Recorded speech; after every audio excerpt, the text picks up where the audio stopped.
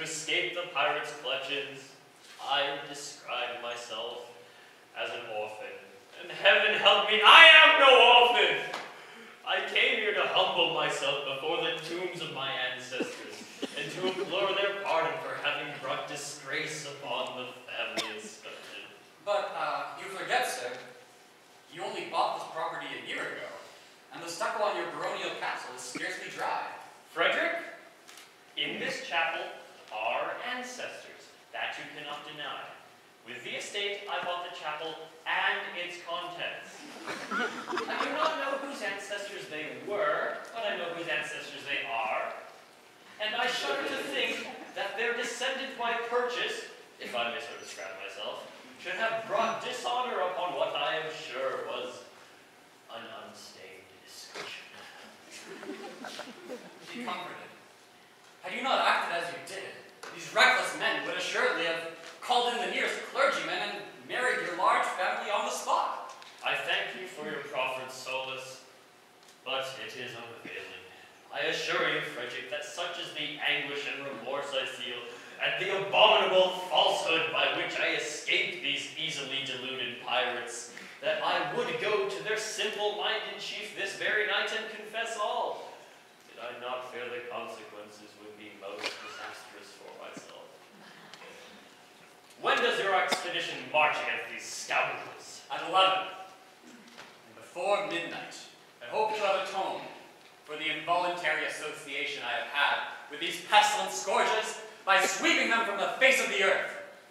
And then, dear Mabel, you will be mine. Are your devoted followers at hand?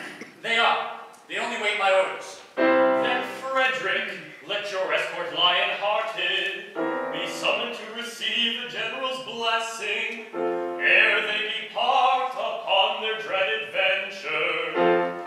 Dear sir, they come.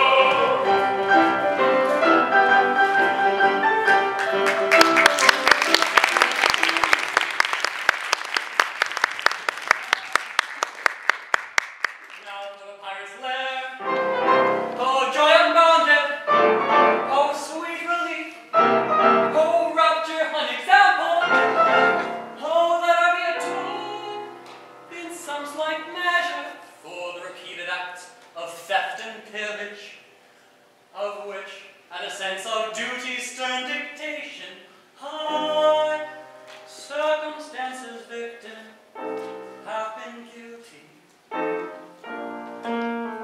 Young Frederick, calls for your late commander. And I, your little mistress. O mad intruders, how dare ye face me?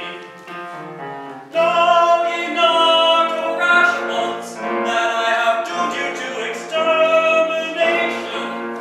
Have mercy on us. Hear us ere you slaughter.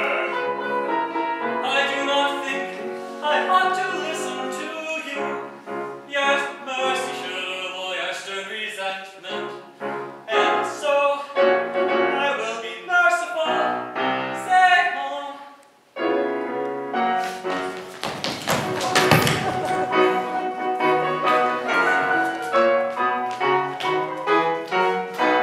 When you had left our body full, we tried to raise our spirits faint, according to our custom, all of whips and quibbles quaint. But all in vain the whips we heard, we lay and sobbed upon the rocks. Until to somebody you got a stop and paradox. A paradox, a most ingenious paradox. We whips and quibbles heard and thoughts went into being this paradox. A paradox, a most ingenious paradox. This paradox. We knew your taste for curious quips, for cranks and contradictions queer, and with the laughter on our lips we wished you there to hear. We said if we could tell it him, how Frederick would the joke enjoy, and so we risked both life and limb to tell it to our boy. A paradox, a most ingenious paradox. We quips and quibbles heard and thoughts, but not to beat this paradox. A paradox, a most ingenious paradox. This paradox.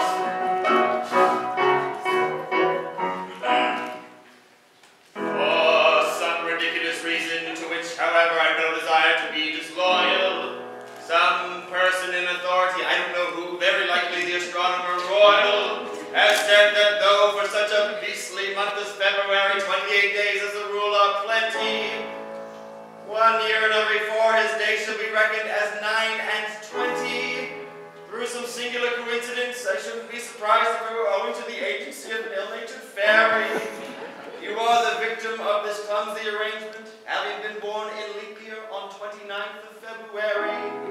And by a simple arithmetical process, you'll soon discover that though you've lived 21 years yet going by birthdays, you're only 5 and a little bit over. Do you mean? Let's see. Yes. With yours my figures do agree.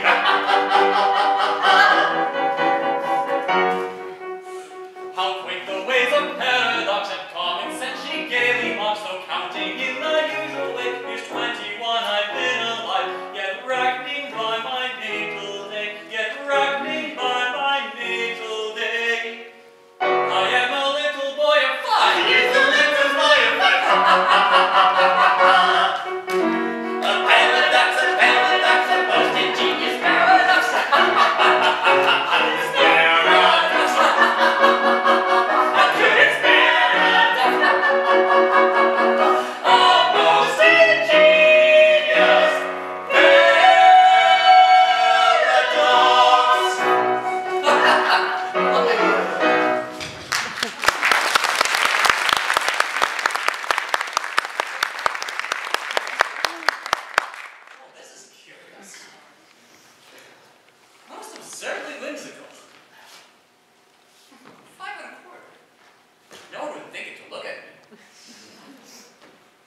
You are glad now, old man, that you spared us.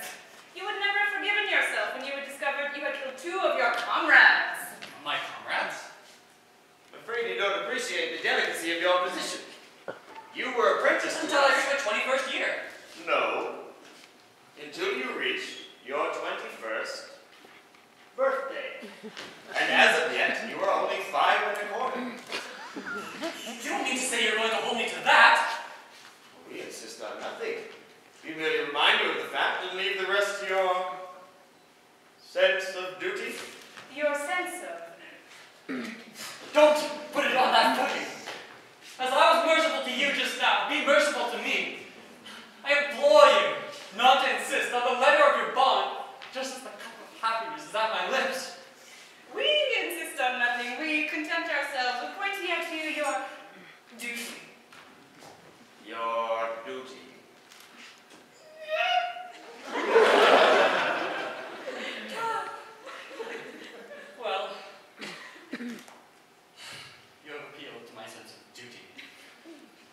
and my duty is only too clear.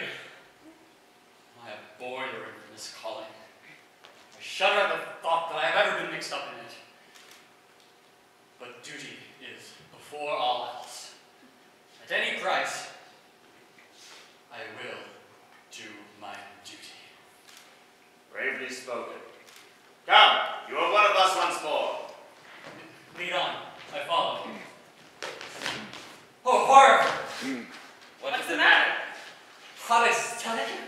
No, I hear there's one of your band. Speak out! I charge you by that sense of conscientiousness to which we've never yet appealed in vain.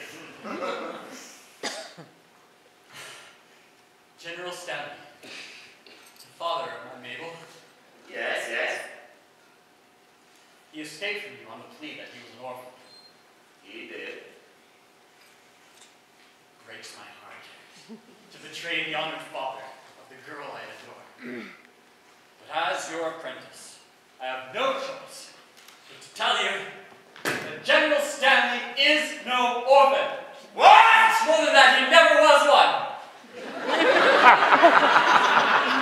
Am I to understand that to save his contemptible life, he dared to practice on our credulous simplicity? Eventually, swift and sound, we will go collect our band and attack the Rolling Castle this very night. But stay. Not a word! He's doomed! Away, away, my heart's on fire. I burn this base deception to repay. This very night, my vengeance die. Shall grant itself to go away, away. Away, away, heroic spars. I find my duty hard to do today. My heart is filled with anguish dark. It strikes me to the core. Away, away. Who false and foul and tricked us of a